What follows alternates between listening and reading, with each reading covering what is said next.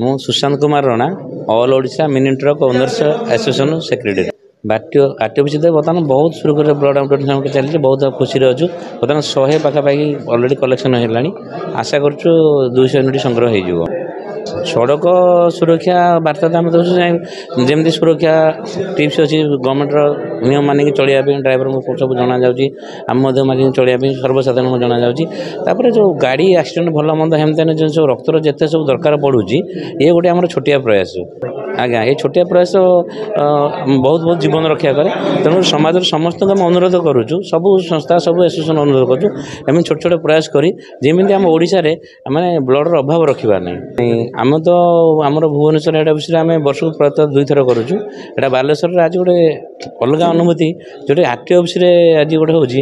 ଆଉ ଧନ୍ୟବାଦ ଦେବି ଆରଟିଓ ସାର୍ଙ୍କୁ, ଅଲ୍ ଓଡ଼ିଶା ଡ୍ରାଇଭର ମହାସଂଘ ଏବଂ traffic jam society, motor all Odisha motor ଚାଳକ ସଂଘ, ଏସବୁ ମାନେ ଆମକୁ ଏତେ ସାହାଯ୍ୟ କରିଛନ୍ତି, ମାନେ ସେମାନେ ଯେତେ ଧନ୍ୟବାଦ ଦେଲେ କମ୍ ହେବ। ଆଉ ବହୁତ ସୁରୁଖୁରୁରେ ବର୍ତ୍ତମାନ ଚାଲିଛି ଆମର ବ୍ଲଡ଼ ଡୋନେସନ୍। ଆଦେଶ୍ୟାମ, ମୁଁ ଅଲ୍ ଓଡ଼ିଶା ଡ୍ରାଇଭର ମହାସଂଘର ରାଜ୍ୟ ଟ୍ରେଜେରାର ଦାୟିତ୍ୱରେ ଅଛି। ପ୍ରଥମେ ତ ମୁଁ ଧନ୍ୟବାଦ ଦେବି ମୋର ସାମ୍ବାଦିକ ଭାଇମାନଙ୍କୁ ଏବଂ ଅଲ୍ ଓଡ଼ିଶା ମିନି ଟ୍ରକ୍ ଆସୋସିଏସନ୍ର ଭାଇମାନଙ୍କୁ ମାନେ ମାଲିକମାନଙ୍କୁ, ଏବଂ ଧନ୍ୟବାଦ ଦେବି ଆମର ଆରଟିଓ ଅଫିସର ଯେଉଁ ଆରଟିଓ ମହୋଦୟ ଅଛନ୍ତି ତାଙ୍କୁ। ହଁ, ରକ୍ତଦାନ ଶିବିର ବହୁତ ବଢ଼ିଆ ଚାଲିଛି। ଆମର ମିନି ଟ୍ରକ୍ ଆସୋସିଏସନ୍ ତରଫରୁ ଭାଇମାନେ ସମସ୍ତେ ଅଛନ୍ତି।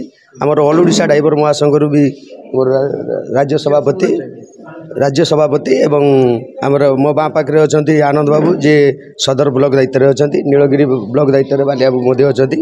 ଏବଂ ଏବେ ମୁଁ ଯାହା ଅନୁମାନ କରୁଛି 100 ୟୁନିଟ୍ ଉପରେ ବ୍ଲଡ଼ ହେଇସାରିଲାନି।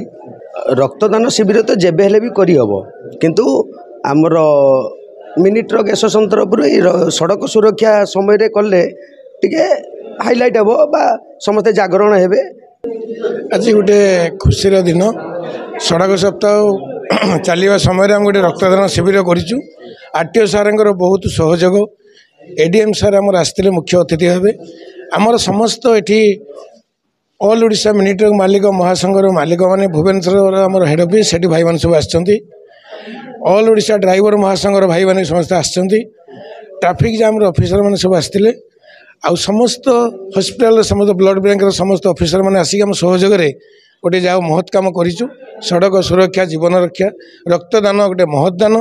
ରକ୍ତଦାନ ପାଇଁ ଆମେ କିଛି ନହେଲେ ତ ଗୋଟେ ଲୋକର ଜୀବନ ବଞ୍ଚାଇ ପାରିବା।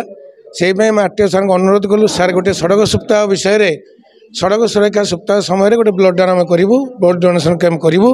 ଯାହା ହଉ ସାର୍ଙ୍କର ବହୁତ ଅବଦାନ, ଭାଇମାନଙ୍କ ବହୁତ ଅବଦାନ, ମିଡ଼ିଆ ଭାଇଙ୍କ ବହୁତ ଅବଦାନ। ଆମେ ଏଇଠି କରୁଛୁ। ଆମର ବର୍ତ୍ତମାନ ସୁଦ୍ଧା ଆମର 100 ୟୁନିଟ୍ ହେଲାଣି। ସବୁ ଭାଇମାନେ ଆସିକି ସ୍ୱେଚ୍ଛା ଦେଉଛନ୍ତି। ଆମେ ସମସ୍ତ ମାନେ ନାଗରିକମାନଙ୍କୁ କହୁଛୁ ଯେ ଆସନ୍ତୁ, ରକ୍ତଦାନ କରନ୍ତୁ। ଏଠି କେଉଁ ମାଲିକ, ଡ୍ରାଇଭର, ହେଲ୍ପର କିଛି ନାହିଁ, ଭାଇ ସମସ୍ତେ ଭାଇଚାରା ସମ୍ପର୍କ ନେଇକି ଆମେ ବ୍ଲଡ଼ ଡୋନେସନ୍ କରୁଛୁ।